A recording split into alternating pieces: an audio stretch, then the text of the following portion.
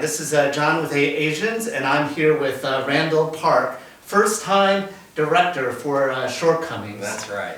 So thank you very much for your time. Of course. Good to talk to you, John. Yeah, like I was saying before we started, that my first recollection of you was in this TV commercial for Wells Fargo, Yeah. where you were about to go onto a date. So, yes, that's right. and at that time, you were obviously not very well known as an actor. So to see you, and that was one of my earliest blog posts for 8Asians, certainly for like what I now call Asian American Commercial Watch. Yeah. So it's exciting to see the path that you've made from your struggling days as a commercial actor to films such as People I've Slept With, The Interview, to UCLA commencement speaker recently, which I watched, which was terrific. Thank you so much. As well as other films such as, of course, The MCU. Yes. And Always Be My Maybe with San Francisco native. That's right. Her name escapes me. Ali Wong. Wong. So now, this is your first directorial debut for Shortcomings. That's right. And I'm curious, how did you get to this point? How did you learn about Shortcomings as a project? I read the book back in '07, the graphic novel, and I just remember being very struck by it and feeling like, oh my gosh, this would make a great movie. You know, it just felt so cinematic to me, but also intimate and personal, and it felt like the kind of movies that I love. You know. Those walk and talks, you know, those kinds of movies, and the Noah Baumbach, you know, old Woody Allen movies. Yeah, I was going to say Woody Allen, because part of it takes place in New York City, so that's like classic Woody Allen. That's right. It kind of reminded me of a lot of, and the great, you know, indies of the '90s, you know, Reality Bites and those kinds of movies, and it just felt very real to me in that way, and so yeah, it just stuck with me over the years, and was always something that I wanted to. I think back then it was like more I would have loved to play then, you know. Right. But as the years went on, you know, it just like felt like a story that I wanted to get out into the world, and it somehow happened. And how did it become like a film project? Was that something that you were looking to make, or was that something that Adrian, the original graphic novelist and cartoonist? Yeah, Adrian Tomina, he actually wrote a version of the script shortly after the book came out. So there was interest to make something of this graphic novel, but at the time he was told by the industry, somebody, a studio had told him that this project wasn't castable, you know. You know what that means. Like, can we replace it with white guys? And he was very adamant, you know, this was a personal story for him, so he just kind of tucked the script away, you know, and I think over the years there were other opportunities to make something of it, and it just kind of never came to fruition, and but he still had the script, and as my acting career progressed, and I started producing, and I started writing more and directing TV, it felt like a time when I was interested in kind of seeing, you know, considering the possibility of directing a feature, and I talked to my producing partner about Shortcomings. I was like, what's going on with this graphic novel? And he kind of looked into it, and that's when we found out that there was a script, and also the script had been optioned, and they were meeting with directors, and I was like, oh my god, I got to throw my hat in the ring. I've been thinking about this book, you know, as a movie for so long. And I came up with a very elaborate, thought out pitch, and somehow got hired and brought along the production company, and we started developing the script even further, and then a couple of years later we went into production. No, that's fantastic, because, you know, another graphic novel, American Born Chinese, came out on Disney Plus as a streaming television program. So it's exciting that this is coming out on Sony Classic Pictures in the theater. So it's like we've come really a long way, it seems like. We're like in the golden age of Asian American cinema and TV. So it's an exciting time. I mean, it's still, you know, it's a fraught time right now to be releasing a movie in theaters with the strikes going on, but I'm just happy that people will get to see it. Right. No, that's great. And so you mentioned you had directed some television shows. Yeah. So I guess you're not totally new to directing, at least for TV. Yeah. I'm curious what the difference was between, doing those programs, and I assume those were for Fresh Off the Boat. And Shortcomings. Yeah. Well, TV is different in the sense that you're kind of basing your directing off of an established template, and that established template is what the creator and the showrunner has created, and the director of the pilot, they kind of create the tone, So you can't really take like a deep left end, and I mean depending on the kind of show, but generally you have to kind of stick to the rules, and there's opportunities for creativity here and there, but ultimately it's about going in there and doing the job and getting the story told in the way that it was originally conceived to be told. Whereas directing a feature, particularly an indie feature that isn't a sequel or a very original feature, you kind of establish everything in regards to tone and look and feel the director is, there's a reason why the director gets all the praise when a movie's great and it gets all the blame when a movie's bad. It's because they really do make all the decisions, with the help. I mean, it's a collaborative medium. But this was based on an existing graphic novel, so obviously it's not going to deviate too much from. Well, story-wise, story-wise. But we did do a lot of developing to modernize the story. It was written over a decade and a half ago. And to flesh out the characters and to kind of make it just feel a little more contemporary. Okay. Yeah. And what were some of those big changes directorially that you had to make, given the material was written a while ago? Well, it was a tricky thing because, again, I'm such a fan of the graphic novel, so it was important to me that it stay loyal to the story and to a lot of elements of it. But I also didn't want it to be just a direct adaptation onto screen. I wanted it to feel different. I wanted it to be the movie, a movie, and not like an exact replica of the graphic novel. So I wasn't, once we got into pre-production, I wasn't thinking about the graphic novel too much. I was very much focused on, how do we tell this story, while also kind of keeping true to the beats of the story, and a lot of that was in again, modernizing things, finding elements where we can just deepen our understanding of these characters, and in casting and finding the people who would flesh out these characters, and I think there's a lot of similarities between the actors we chose and what was in that original graphic novel, but there's also a lot of differences and things that they brought that really made it different from the source material.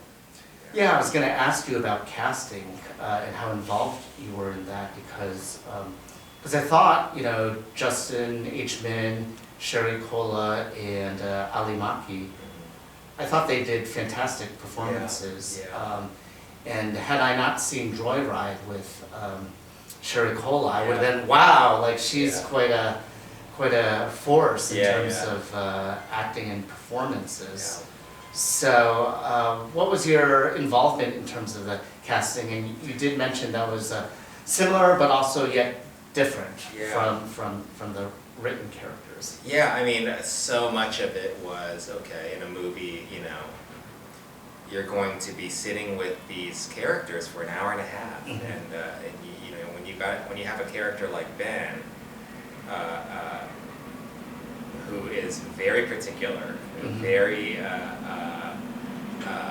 opinionated, and rough around the edges. You know, there's great potential if you cast it wrong for the majority of the audience to check out of the movie because it's like, I can't stand this guy, you know. Right. And so for me, it was really about, okay, we have to find an actor who can be this person, but also bring a real depth and real vulnerability to the character. And there's a sadness about Ben, you know, that lies underneath it all, you know, every tirade, you know. And so it was about finding an actor with those levels who also is like very funny and charming and jokes around and is clearly a great friend to Alice.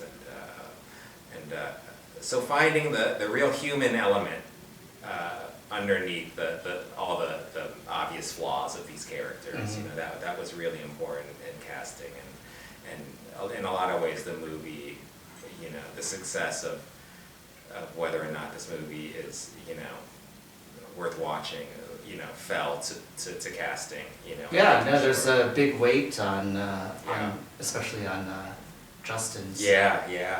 Role. So we saw a lot of actors, and we saw a lot of great actors. You know, so many people were interested in the role because, you know, we don't get roles like this that often. Right, exactly. Yeah, so we saw so many great actors, and you know, Justin was our Ben. You know, was our Ben. So you know, once we got Justin and Sherry and Allie, it really, like, at that point I felt pretty confident that like this was going to be a story that people could sit through. Not everybody, you know. Some people will still find Ben a little too. Yeah, I mean, much. he's not necessarily the most likable character, but you have to be able to like him enough to be able to follow the story. Right? Yeah. You know, And you know, and some people, and a good number of people found him very identifiable, you know, for better or for worse. Well, he kind of reminded me of a cousin of mine, actually. Who happened to go to Berkeley, so oh, okay. Yeah, I think for me, it's like I saw a bit of myself in each of the characters, you know, in all of them. So they felt very real to me, and you know, a lot of people say like, you know, this is a tough character to, you know, like I forget the word that's used a lot with Ben, but I don't see him as a bad person. I see him as just a very complicated person, you know. Right. And then so with Sherry and Allie, those are just natural. Once you found Justin, that was like, okay, let's test other actors with. No, it kind of all happened at once, and because we wanted to make sure the chemistry between the actors was there, you know. Right. So we had them do chemistry reads and had a lot of discussions about these characters, and then I felt like all of these actors, you know, had put so much thought into the characters, you know, and really understood them in ways that, you know, opened my eyes to the characters, you know. So it became like very clear that they know these characters better than anyone, you know. So once we locked them in, it felt like we were off to the races.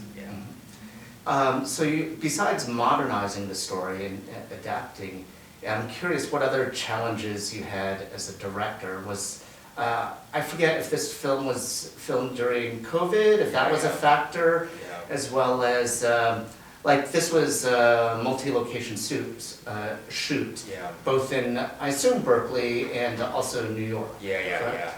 So just I'd be curious because you said you had done television. Obviously, those are like, I assume, situation comedies done in a studio. Not all. Not all. Okay. Not all. Okay. It's shot on location a bunch, but but very different. You know, very different because those shows were studio shows with a lot, you know, with budgets, and our movie is very much an independent movie. You know? Right. but you know, a lot of the challenges that we face were challenges that most independent movies face. You know, aside from the COVID thing, because we were shooting during COVID, so we had to, you know, have all of those protocols in place, and that costs a lot. You know, and we were losing. We did lose crew members, you know, to COVID during the thing. You know, so they'd be out for a few days. For a week or whatever. Our DP we lost for a stretch, and you know, we just made do, and we didn't have the budget to add days, you know. So we had to make do. But you know, aside from that, it was just kind of the standard challenges of shooting an independent film in the city, you know. Weather issues, you know, location issues, losing locations the day before, you know, stuff like that. But it was all. So you had to basically be pretty scrappy. Yeah, being very scrappy and you know, rewriting things at the very last second because of unforeseen circumstances, you know. Yeah, I heard your cameo was a circumstance of. Because like, oh, Randall's making an appearance in his film. That was in. I mean, it's convoluted how we got there, but that was in connection to a weather issue, you know, of losing time the day before, you know, and not being able to get part of a scene, and having to figure out where can we put that part of the scene, and how can we get that actor back, and that actor not being available, you know. So, so just kind of being scrappy throughout the whole production. So I guess my final question would be is, having directed this film, what would you like to get the audience out of this film? What kind of story or message of Ben's journey, as well as the other characters' journey, but primarily, you know, it is focused on Ben. I don't know, you know, I tried not to take too many hard stances in the film on anything, really. Like, the goal for me was just to reflect as real an experience as possible, you know, and to come to these characters without judgment.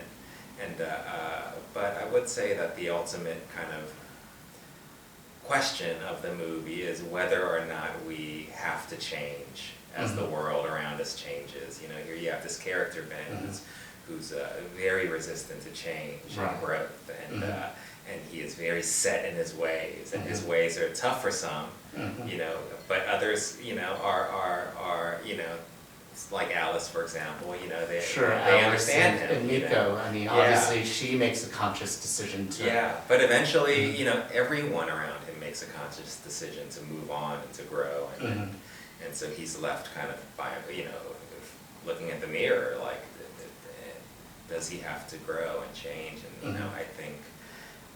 Again, I don't take any hard stances in the movie, but I will say that if it's saying anything, it's that change is inevitable, you know. Sure. And the world's changing. The world is changing, and that in order to live a fulfilled life, sometimes you got to look within and make some changes. And I think that's, you know, what Ben's faced with by the time we get to the end of the movie. Well, thank you very much for taking time out of your busy schedule. Of course. It was a real pleasure. Good talking. So, yes, good talking to you. Yeah, thank you.